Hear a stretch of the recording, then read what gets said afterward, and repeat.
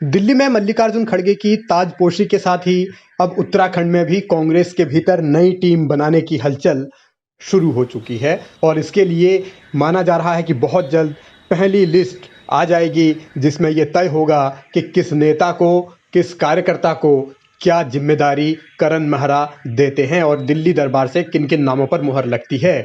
क्योंकि कांग्रेस के सामने चुनौतियां बहुत हैं। सबसे बड़ी चुनौती तो यही है कि संगठन को मजबूत करना, क्योंकि लगातार 2 विधानसभा चुनावों में हार, 2019 के लोकसभा चुनाव में हार, यानी कि 3 बड़े चुनाव कांग्रेस हारी है उत्तराखंड में एक के बाद एक। तो उस परिस्थिति से आगे कैसे बढ़ना है और जब नए प्रदेश अध्यक्ष हैं तो वो नई टीम कैसी होगी, इस पर भी सबकी निगाहें हैं। हालांकि एक खेमा ये भी कह रहा है कि पार्टी के भीतर नेताओं का ही टोटा है तो फिर वही घिसे पिटे चेहरे ही रिपीट होंगे। मगर अभी इंतजार करना चाहिए करण मेहरा किसको क्या जिम्मेदारी देते हैं, क्योंकि उन्होंने दावे प्रदेश अध्यक्ष बनने के बाद बहुत बड़े बड़े किए हैं। कार्यकारिणी, छोटी कार्यकारिणी जैसे मैंने कहा था 2 फेजेस में हम निकाल रहे हैं और टोटल कार्यकारिणी में जो अभी हमारी गई है उसमें 27-28 हमारे अभी महामंत्री हैं और 20-22 के आसपास उपाध्यक्ष रहेंगे, वरिष्ठ उपाध्यक्ष, और 50 के आसपास सचिव है। और दूसरी लिस्ट जैसे ये अनुमोदन होकर आती है उसके बाद एक दूसरी लिस्ट और निकलेगी।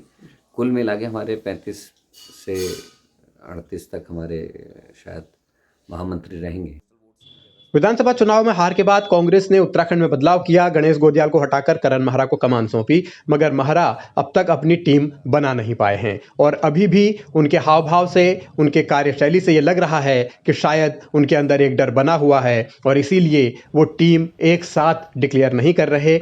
अपनी टीम को वो 2 हिस्सों में बनाना चाहते हैं, इसीलिए एक लिस्ट उन्होंने अनुमोदन के लिए दिल्ली भेजी है। दूसरी लिस्ट कब आएगी इसका भी इंतजार करना होगा और इन सवालों के बीच यही उलझन है कि क्या करण मेहरा को इस बात का एहसास है कि जैसे ही कार्यकारिणी का ऐलान होगा तो पार्टी के भीतर फिर से बगावत हो सकती है, इसीलिए उस बगावत को थामने के लिए कुछ नई तरकीब निकाली जाए। और इस बार एक परिवर्तन ये देखने को आपको मिलेगा कि प्रभार वाले महामंत्री रहेंगे, कहीं ना कहीं का प्रभार उनके पास होगा, कार्यों का प्रभार होगा। जैसे हमारे जिले और जो महानगर हैं वो मिला के 27 हैं। उसके अलावा 4 फ्रंटल प्रकोष्ठ है, महिला कांग्रेस, यूथ कांग्रेस, NSY और सेवा दल। उसके अलावा 2 हमारे महत्वपूर्ण विभाग हैं, एक SC डिपार्टमेंट और हमारा अल्पसंख्यक जो डिपार्टमेंट है, इनके भी प्रभारी हमारे होंगे। और प्रभारी का काम होगा संबंधित अध्यक्षों के साथ मिलकर उस फील्ड पर काम करना।